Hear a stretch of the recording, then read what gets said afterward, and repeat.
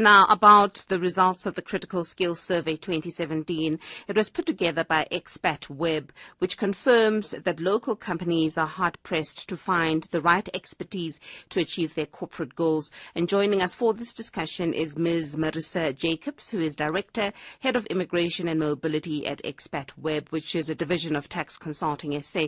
It's a pleasure to have you on the line, Ms. Jacobs. Good morning and welcome.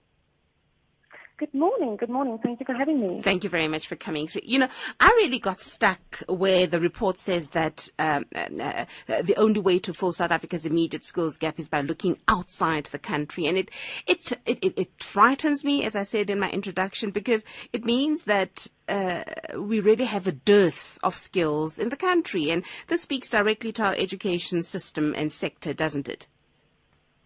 Absolutely, absolutely. It is frightening. I agree with you. It's absolutely frightening. But I think what we need to see it as a short-term solution. We can't say that we are going to have to use foreign skills for the next 20, 30, 50 years. We need to look at it as a short-term solution, say we need these skills now, but we need to use them optimally so that in 2 years, 5 years, we're not in the same position. Wow. And, I mean, there was a critical skills list that was published by the Department of Home Affairs, and within that list is a catalogue of the country's most needed competencies. I'd like you to talk us through the country's most needed. What are they? Sure. There's a big list of occupations, about 200 occupations listed if you count them individually, but there's classifications. So there's the agriculture sector, there's the ICT sector, which is quite significant, built environment sector, business economic management studies, engineering. So engineering has quite a long list, and it's all the subcategories: electrical engineering, civil, mining, metallurgical, electronics, all of those included in there. And then also some of our trades, fitters and turners, boilermakers. It's not to say that we don't have those. It's to say that the demand far outweighs the supply. So we have some, but not enough. Health professions, so doctors, dentists, nurses. We don't have enough nurses in the country. What do we have enough of, though? Everything not on the list, I suppose. So the financial sector is a category that's not on the list. Things like accountants, even lawyers. Lawyers aren't on the list. We've got enough lawyers, according to the Department of Home Affairs. So it's mostly your highly skilled professionals that there just isn't enough of. Now, on an actual and on a practical level, what this seeks to do is to ensure that that every business and every professional body engages with government to make work visa applications as easy as possible. So where are we looking for these skills? Which countries are we targeting to get these skills from? Skills are brought in from all over the world. We see a big spike in countries such as the UK, also India. India has lots of ICT specialists. We look to Australia often for mining professionals, and even across Africa, most of our skills still come from the African continent, so other African countries. But it's really dispersed far and wide, and we also see lots of Chinese companies investing in South Africa, and so they also look to bring some of their local talent over to South Africa. But it's spread out pretty significantly. 0891 104 207 is the number to call if you want to weigh in on this discussion. And I guess, therefore, Ms. Jacobs, the assumption is that it's a brain drain that we're going through. Skilled people leave this country. Is it an assumption or is the reality? Or at the heart of it is the lack of training and facilities to produce these skilled people? Bongi, absolutely. The brain drain is a real issue. So just as we have people coming in, we've got large numbers of graduates exiting the country and professionals exiting the country looking for opportunities outside. And then also the education system, we aren't producing enough skilled professionals. They aren't finishing their degrees, and those who do finish then often leave the country. I'm not too sure if you're familiar with the work that is done by Homecoming Revolution by Angel Jones and her team there. What they do, they call it a brain gain. They headhunt top African talent back into Africa, back into South Africa, Nigeria, and Kenya. And then the question would be, what needs to be done then to stop this brain drain and make sure that we have a brain gain, as Angel will call it? It's an excellent question. I'm not familiar with their work, but it sounds like fantastic work that they're doing. There's two parts of it. I think when we do this brain gain, as they call it, we need to make sure that we're transferring skills to South Africans. So we need to make sure that those that we are bringing in, we are also employing or matching them up with a South African person, so that in 2, 3, 4 years' time, that person does have some experience and some training. And then I think employers need to look at attracting the local talent, where we have local people, employ them and pay them as well as you would pay a foreign skilled employee, so that those South Africans don't look to go abroad to get paid better.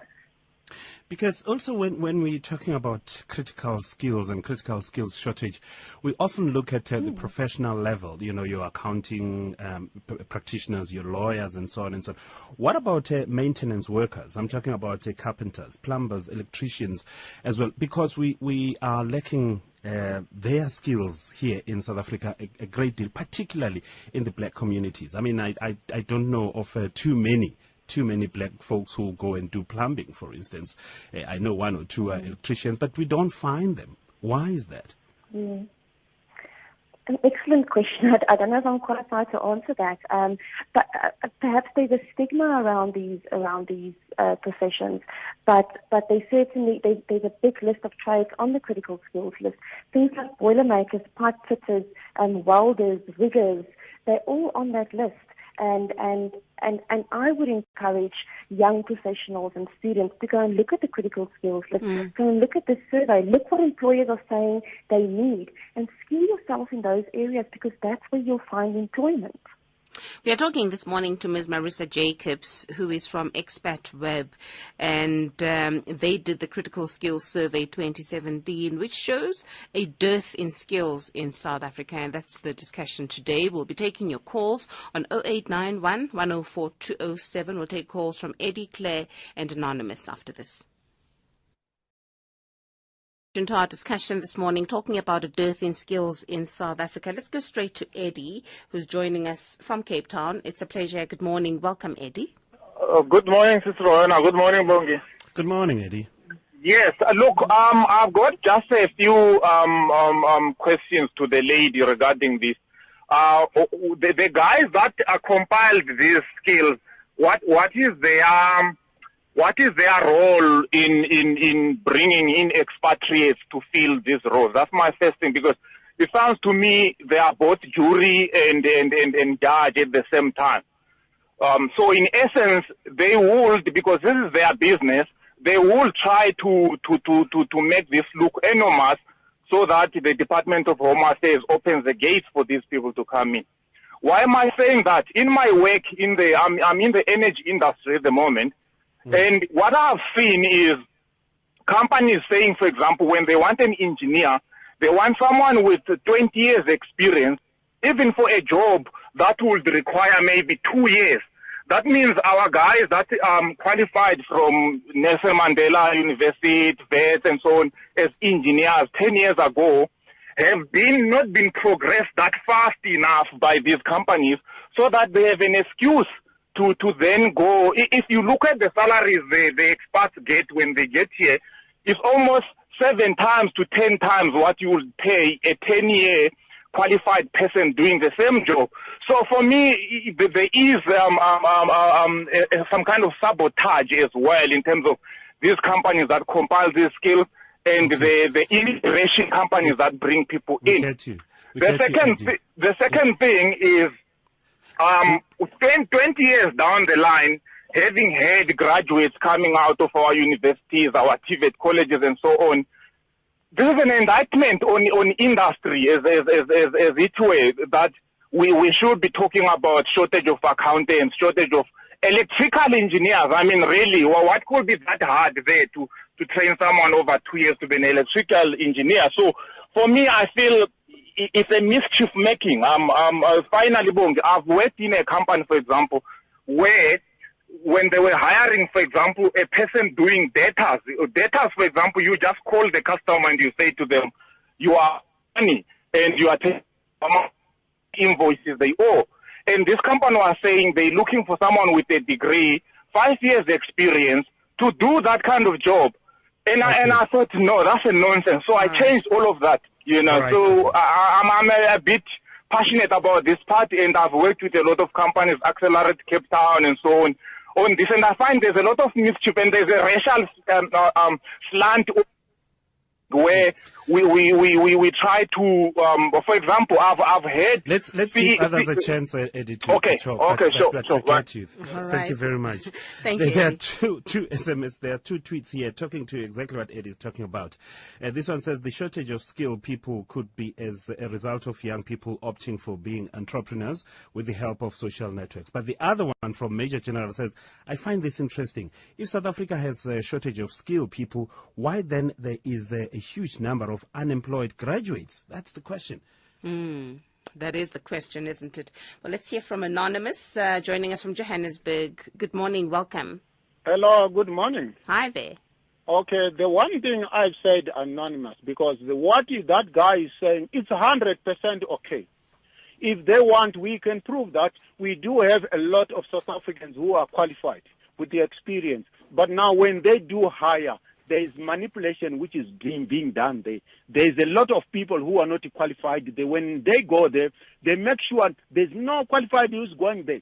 Even from the education, from the engineering, if you have any auditor, we can take him to say, okay, right, we are having people who are qualified in education, but there's a school here which is paying less than 5,000 people from foreigners.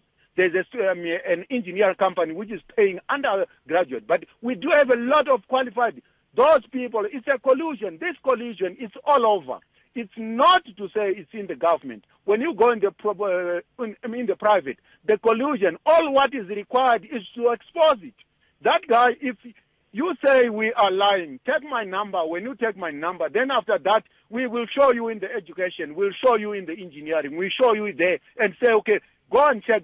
Those people with no traceability of their qualification, their foreign qualification, and some of them, nothing at all, but they are being hired. But those people who are coming from the vet, who are coming from the university. So take my number. Then after that, all those people, we have to expose the collusion in the private department also, because they are hiring foreigners. They say South Africa does not have the skill. Skill. It's a lie. All right. Thank you, Anonymous. And then Claire, you'll be our final caller on this. Thank you for holding. Good morning. Welcome. Good morning. Thank you. I wanted to mention that there are people who are not foreigners but have been forced to go overseas because of a bias against their skin color, which sounds awfully familiar, particularly when it comes to government positions. And I refer to a friend of mine who was forced to go overseas 2 years ago. He is now the Supply Chain Standards Manager at Marine Stewardship Council in London in the United Kingdom. He has, which shows his competence, he's got a doctorate, a postdoctoral degree, and he would love to come back to this country. In fact, there's an SMS that speaks to that. Thank you very much for raising that, Claire. It says skilled white folk leave South Africa because of affirmative action. Please respond to that, Ms. Jacobs. Sure. So to respond to that first, the critical skills is defined as occupations that there's a scarcity of qualified and experienced people, either currently or anticipated in the future. And these are for two reasons. So A, either because of unavailability, or B, because they don't meet employment criteria. So that would typically be your BE criteria. And we see this especially in the engineering field, where you've got older white males with plenty of engineering experience who can't find employment. And we similarly see those who are employed who are reluctant to transfer their skills to the younger graduates who come into the field because for fear that they will lose their job once the skill has been transferred. So it's a big issue, and solving it. I'm not a qualified person to answer how we solve it, but it is a big issue, and we need to find solutions for it. Some SMSs. South African legislation has not helped our graduates and lower skilled people get relevant training. Another one, emerging farmers are in dire need of training and skills if the transformation of the sector is to succeed. That's from Mokhadi in Rustenburg. And I read this one about skilled white folk leaving South Africa. And then there's one from Gogo saying, it is disgraceful that since 1995, our people have had no intensive career guidance. Our government never was serious about skilling our people. It is annoying, he says. They must have lost hope in the direction this country was going in, a slippery slope. Let them come back now. There's more than a glimmer of hope for the country's future. That's from an SMS signed Batung. And you're agreeing with that, Ms. Jacobs? Absolutely agree. If you'll indulge me to address your first caller, Eddie's first question, I think that will also answer some of the questions. He spoke about who compiles this list of critical skills, and that list is compiled by the Department of Home Affairs. So it's compiled by government, and they consult widely with the Department of Education, Services CETA, SAQA. So it takes a number of years to put it together, and they look at what are the skills that currently aren't there, what are the projects that are coming up in South Africa for which they're going to need a certain number of skills. So it's put together with lots of time and care to get to a point where we have a list. And once again, we're not saying that there aren't those people in South Africa. We're just saying there's not enough. All right. And Eddie also wanted to know what your role is in bringing expatriates back into the country. So our role would be to identify, so if a company wants to bring a skilled person from abroad, we would first of all look, does that person qualify to come over? So the Immigration Act is very strict after 2014 when it was revised. It's very strict in terms of who it allows to come into the country. You can't just bring an accountant into the country. The Department of Home Affairs won't issue a visa for an accountant, for instance, or for a lawyer, for instance. They have to very specifically fit in the criteria. They have to prove that they qualify. So they have to register with the South African professional body, so like the Engineering Council. So they must prove, and we assist to say, will he be able to find a visa or not? All right. Ms. Marisa Jacobs is Director, Head of Immigration and Mobility at ExpatWeb, a division of Tax Consulting SA. It's 9:31, and time now for news headlines with Nomsa Mdluli.